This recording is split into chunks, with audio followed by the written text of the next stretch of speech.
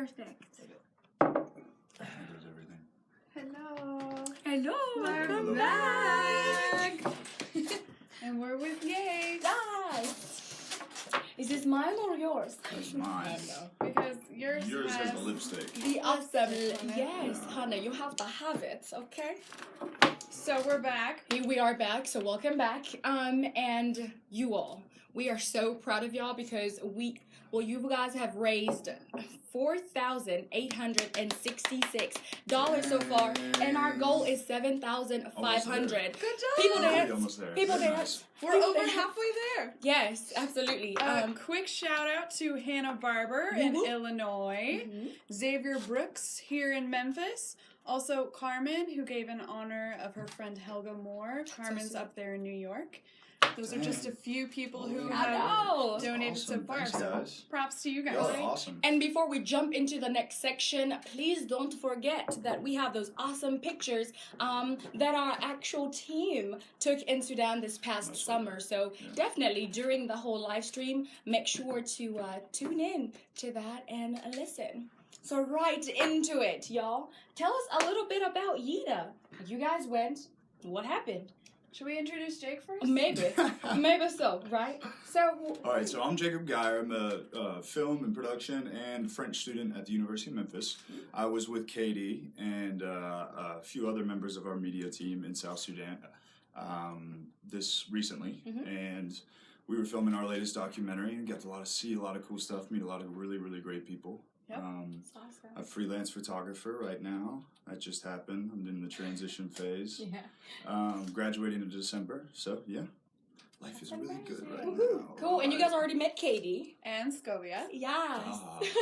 And now you guys know Jacob. I'm the incognito of the group. I'm trying to keep my head down around No, here. he's great. He receives all that good jazz. So after meeting him, we're gonna ask him a little about Yida. So tell us a little about Yida, y'all. Yeah.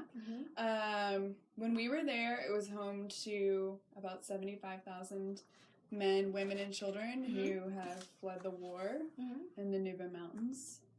I'd say it was really hot. What were Real hot. Real hot. What were your impressions, Jake? Yeah. Honestly, I mean, it's actually it's a wondrous thing. It's all very wide and spread out, the whole camp. Honestly, I was picturing something kind of like smashed in together, bundled up, but it was huge. It was huge. But yeah, hot would be one way, probably the like best humid way to hot describe or like dry hot? Tell the people. Dry hot. Dry hot. Oh, Different so than nice. Memphis. Yeah. Well, So you skin say felt that, nice? but like after walking 5 miles to just go shoot, and you had it the worst because we got to sit down and like put our cameras up. I was running T-Cam, but she was a photographer. She was running everywhere all the time. So yeah, so hot that at a couple points during the trip, our camera gear started to shut down. That's Oh wow! Yeah. Also, my iPhone was basically like, it's too hot. Yeah. To be on. Except for a big fat DSLR, which is like even worse because the iPhone would overheat way quicker than the DSLR. Yeah. So what surprised you all about being in Yida? Like, what was the most surprising thing being there? I think something that really surprised me was the vibe there.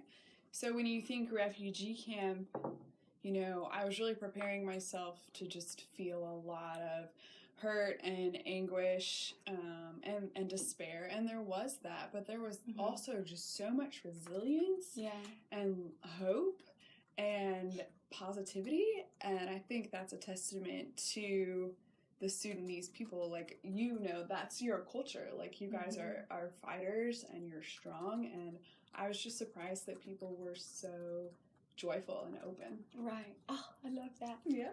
How about you, Jacob? I would say I just piggyback off of Katie because that's absolutely correct answer, the best response. Honestly, just one other thing, how welcoming everybody was just huge. I mean, I've never felt so comfortable in a place so quickly before. Right. So, yeah. Agreed. Wow. So tell me an interesting story about one person you've met there. Like, who did you connect with? Because I'm sure there's a lot of people. You said, what, 70,000? 70,000 people. Yeah. So I'm sure you guys kind of connected with someone or met, you know, a few people. So one interesting story about just one person that you met there. I met a guy who was my age, around our age. He was probably about 22 or 23. And we actually did an interview with him. And I got to interview him, and I asked him why he came here, and he told me a story about how in the Nuba Mountains, when they would be in school, they would hear the planes come over their school, and they would have to run out and get into foxholes in case they would be bombed. And I asked him how many times this happened. I was like, once a week, once a month, and he looked at me and he was like, oh no, every day, multiple times a day. But what surprised me again, going back to the whole strength and positivity, he told me that, and then he went on to say how passionate he was about education and about how he was going to go to school and go to college and become a doctor or a lawyer and go back to his people and help them. And he was just so passionate about education. And I just thought that was really cool to see a person who's my age, who's been through so much trauma, still have so much resilience. Wow. Oh, that's incredible. Yes, it was. How about you, Jacob? It's a very humbling experience, definitely. Aaron and I, he was also another cameraman on the documentary we were shooting. We were doing some time lapses together, and we wandered off from the camp. We just ran into this person who was building a house. This guy who was building a house, and eventually, Aaron, he's the type of guy who's just goes up and talks to anybody, and he has no trouble with it. Yeah. And he went up to the guy, and we ended up just having an interview with him. So we ran back to camp, and everybody came out. We had all the crew ready to go and set up, and we just asked him a couple questions. I can't remember like a lot of the questions that were asked in any of the interviews, because when you're doing a job, you can't really pay attention very much. But I do remember remarking just how empowered he looked, just the way he stood, the way he worked. It wasn't like he was working like really hard, but it was like a steady and consistent pace, and he looked really young. He actually turned out to be a little bit older, maybe late 20s or something. But he was just describing about how he's been displaced, and also how he witnessed a lot of the bombings in the Nuba Mountains, and then he fled for refuge, and that he was building a house there. But at the same time, I do remember whenever he was answering our questions, he would talk about how much he didn't want to be there, how much he wanted to be back home with his family, to keep them safe, blah, blah, blah. So this whole time you have this person saying, I wish I was back home. Yeah. And he's building a whole nother house. And I think we asked him how long it would take him to finish this, I don't know, just a small little house on like a little patch of land. Right. And he said it would probably take about a year for him to finish. Wow. So talk about patience. That's a lot of patience. Yeah, talk about empowerment. I mean, being willing to uproot your entire life just to seek refuge. And we get so impatient when the Wi-Fi is not working. I know, it's so bad. Standing in line for groceries is even hard. Right. Or Starbucks. Come on now. Starbucks. I want some Frappuccino. Oh, no. Wow, that's pretty empowering. Yeah. Okay, so what was it like to visit the classrooms in need of all of our donors' support? Like, what was that like? I know. That's your heart. That's your heart, Katie. Yeah. That's your heart. I loved it. I loved it. So my husband is in education here in Memphis. Shout out to Blake. So that was actually the one time that I cried on the trip, is going to the school, and all the kids came out and stood in a giant square and they sang to us. And I just had tears streaming down my face, because I was just overwhelmed with the fact that they're not any different than the kids here in Memphis, or kids in Kansas, or kids in Italy, wherever. It's like, I know it's cliche, but it's like, okay, we're all part of this human race. Like, you know, they're all trying to learn the same things. So it was just inspiring to see how happy the kids were and how hard they were working, even though they didn't have everything that they needed. And it was just really exciting to know that you guys were doing that. Like, the donations you're giving to our education program are putting these kids back in school, are paying these teachers' salaries, are giving them the books and the paper and the pencils and the chalk that they need. Like, to see y'all's money go to work was really exciting for me. Wow. So you're like in the circle, like singing to us. Ah! It was Do you great. remember like a glimpse of the song or no? Yeah, they were talking. It's going to be featured in our new film. So stay tuned for that one. Yes. That's cool. They were talking about how they were the future. Right. They were the people of Sudan. Ah, that gives me so much hope. Yeah. The It people does. of the country, the people of tomorrow, yeah. Yeah. That's awesome. How about your experience? I just remember that was the part where it all felt real. We had just hiked like what, 4 or 5 miles on the way to school, and then we actually, Aaron and Josh and myself, we woke up a little bit early and started doing time lapses out of where we were staying. Right. And we just saw hundreds of these kids just passing by, and of course I'm just snapping photos, Doing your job. getting really excited, you know what I mean? Yeah. And we finally, Mark sets us loose, and we all go on this incredibly long hike, and then we get there, and like Katie said, all these kids come pouring out of just 3 little buildings, you know what I mean? They're oblong, and they're kind of longer, but Right. there were over at least over 200 kids that just ended up circling us. There was like 3 lines of kids, and they all made a square around us, like huge. Wow. And there was only about 4 or 5 teachers. And so when you think Wow. about that, you're like, oh my goodness, what brand of responsibility would drive these people to do this? And like go off what you said, these people really care about their country, and it's not that they are obviously, I'm sure they're humbled to even ask for help, but at the same time, like they want to do all of this themselves, and that's why it's so important when people give money that we or the intermediary who is helping these teachers really have the tools and equipment to because they know what's best for the kids. You know what I mean? And after we got to speak with the teachers that I fell in love with them instantly. Katie got a lot of great photos of them. Some of them are That's probably so scrolling fun. through there. Yeah. I'm But like, I want to see them. no, it's just the joy of these kids. Like I remember going in the classroom and doing a little bit of B-roll, and some of the kids just all they wanted to do was just jump in front of the camera. You know what I mean? They just wanted to be listened to. Yeah. They wanted to be seen, and they wanted to feel that. And that was awesome to be somebody who could capture that and kind of project it to Absolutely. my little world here. You Oh, know what I wow. mean? So if you guys want to learn more about those classrooms, definitely head to our website at obsilence.org to donate now, or just to learn more about how you can help. But with that being said, what was it like meeting the students and the teachers? Because you already said, like, just the environment was really, like, hopeful and joyful. How was it like actually meeting the teachers and those students individually, or just in a group? Yeah, I'd say I felt very honored to meet the teachers. I shook their hands and just thanked them for what they were doing.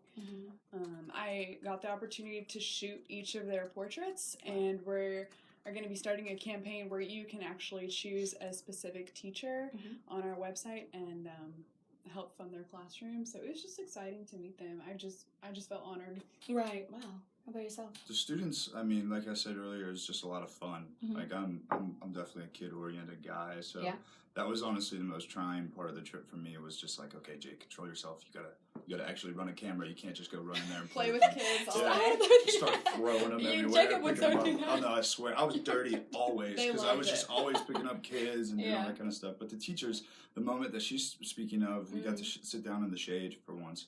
And just one tree. Huh? yeah, and like there's something just as I'm sitting there watching these interviews, we're interviewing I don't know, maybe 3 or 4 teachers, and Katie's behind me snapping photos, and I'm just looking at these teachers, and it kind of goes off of what I said earlier, that they're not asking for incredibly big things, you know? Like I was humbled by the fact of how simple it seemed to be able to fix these problems, you know what I mean? Like, because you think about education, especially here in Memphis, and you're like, oh, there's all kinds of things wrong with it, blah, blah, blah. But they're just asking for pencils. Yeah. And we were talking about this earlier. I mean, like, I showed up to class sometimes without a pencil. Sometimes I'd have, like, the whole brand new pack, and after a day, it's gone. You know what I mean? And you don't think, like, a pencil can just really change people's lives, you know what I mean?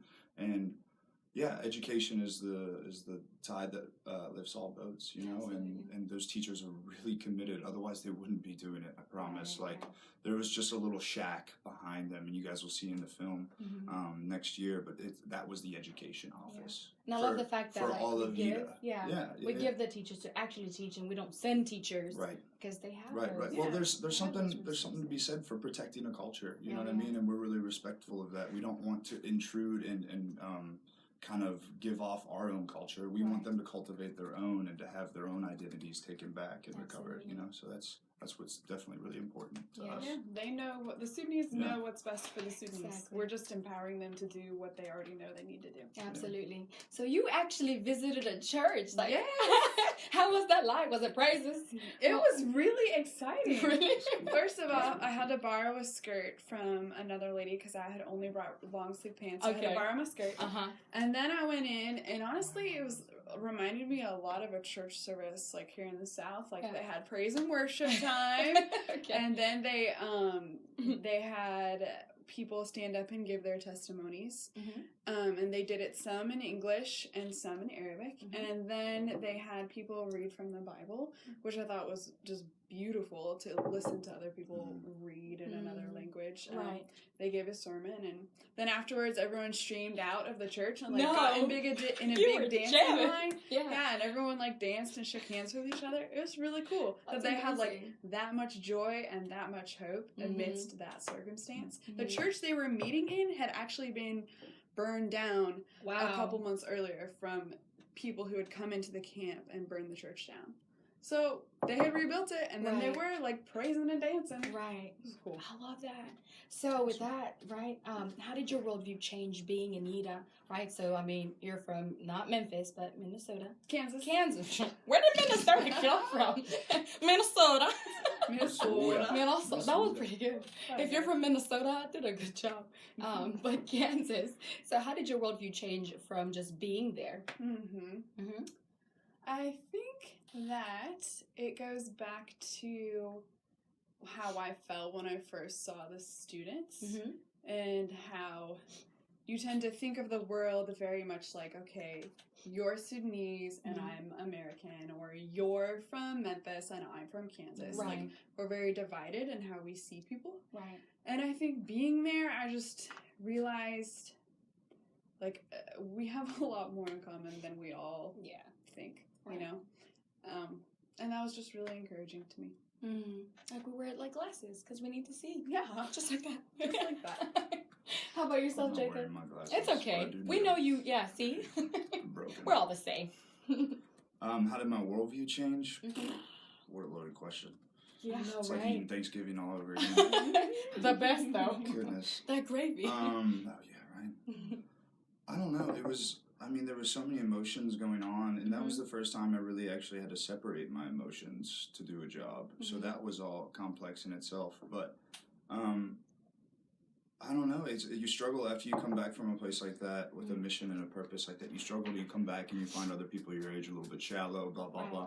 There's that whole almost PTSD from when you get back the first 2 weeks. Yeah, like culture shock. Yeah, and we talked about it on the plane a lot, and we were just like, so what are we gonna say when people are like, how was that for you? You know, I didn't really have a definitive answer. I just know that something shook me to my core, and then I learned things that maybe are ineffable and that I'll never be able to express, but the biggest things are just, it was such a pleasure, and I felt so blessed and, like you said, honored to just be there and to be playing with all these kids and to having been exposed to so much pain and resilience at the same time was just one of the most beautiful things I've ever experienced. I was actually reading Night on the way there. Wow. And on the plane, so that really warmed me up to some of the issues that were going on in South Sudan as well. And I was, I don't know, it just really prepped my mind. It was a real spiritual journey for me, you know, and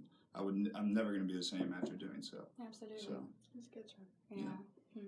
Wonderful. So what did Except the for people... when we all got sick. Yeah, we're not going to talk about that. Yeah. I'm sure everyone gets sick. Just remember Mark's face in the airport. Oh my gosh. That's so funny. Yeah. So at the refugee camps, what did the people spend their time doing? What's a typical day look like? Because I'm sure all the viewers are probably asking like, how was it? Yeah. Well, like what did y'all do? Yeah. Typical Monday or Okay. Tuesday. Tuesday. People got up really early because obviously that's when it's cooler. We walked to different laundry centers where they had pumps and big bowls, and they would go and wash their laundry and then hang them up on these like long sticks that they had gotten from the brush. Yeah. People played a lot of soccer, which was fun. We jumped into a couple games and played soccer with people. Playing soccer with boots is With difficult. boots on? Hiking boots. The kids made like instruments out of like whatever they could find. Yeah. And they would like walk around like playing their little instruments Yeah. and singing. And you make like the toy cars or no? Yeah, Oh, people had with the wires? with the Oh, wires yes. on them. They're doing it. Kids like we would just like run around and tease them and tickle them. A lot of the adults work to grow their crops or building their houses. Right.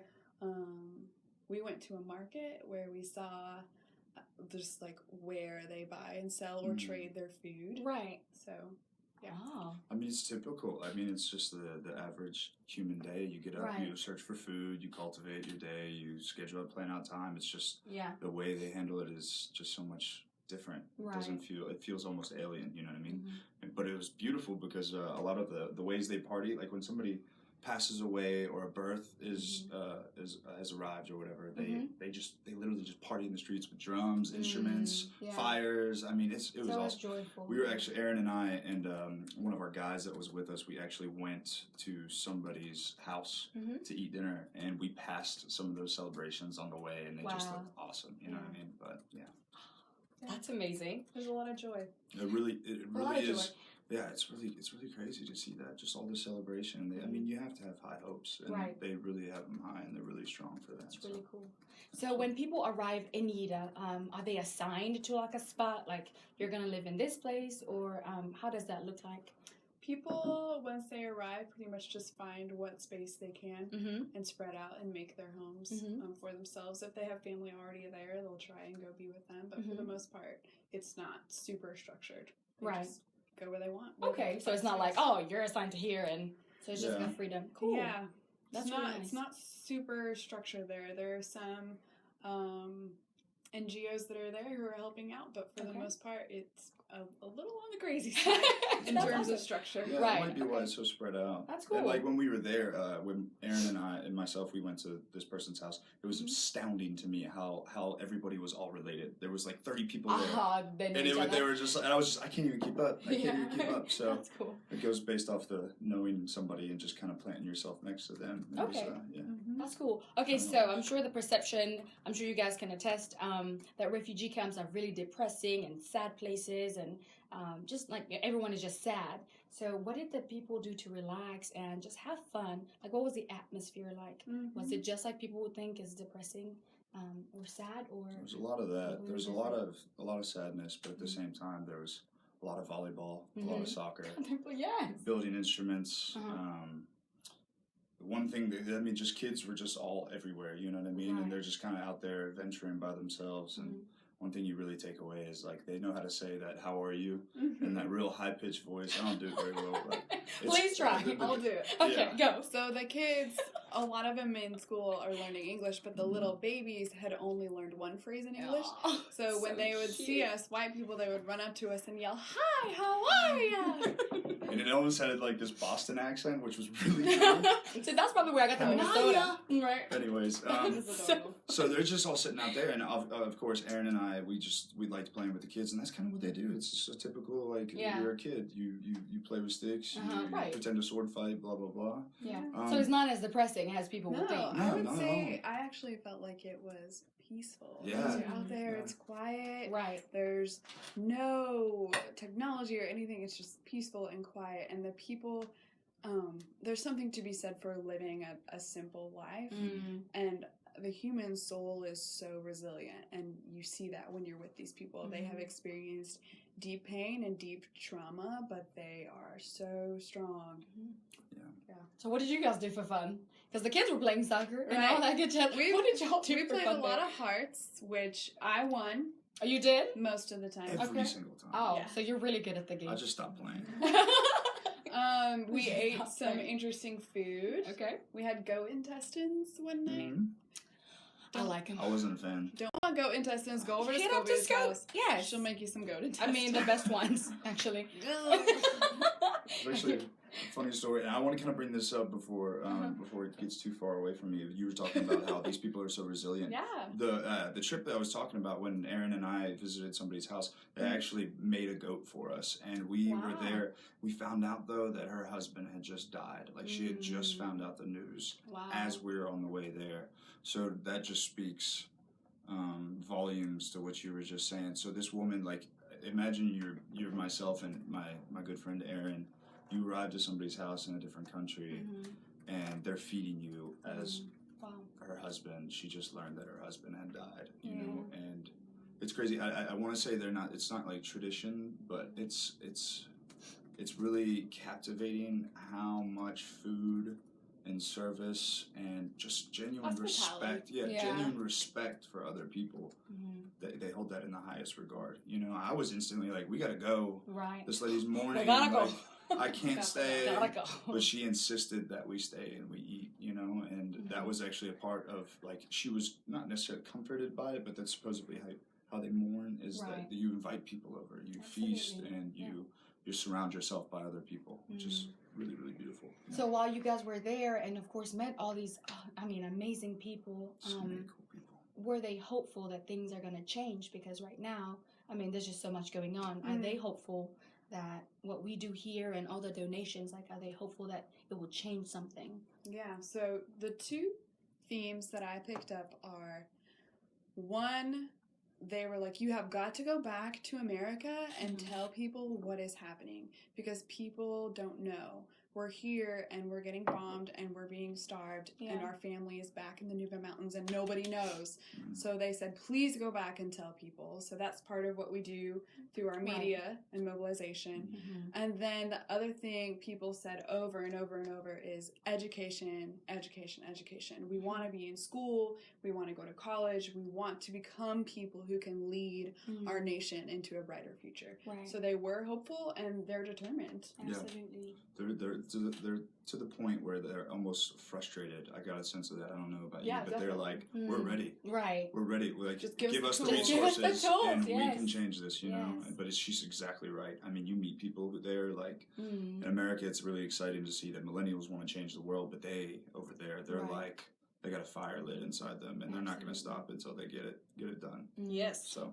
Wow, y'all. Thank y'all so much for tuning in on Facebook and also on Twitter. Again, don't forget that it's Giving Tuesday, and head over to our website at obsilence.org to donate and just see how you can pitch in with the education, advocacy, or also the relief programs. But we'll catch you on our next live stream, which will begin promptly at what time? 3 o'clock? 3 o'clock. So stay tuned for that one. Bye. See y'all. See ya. Thanks for listening.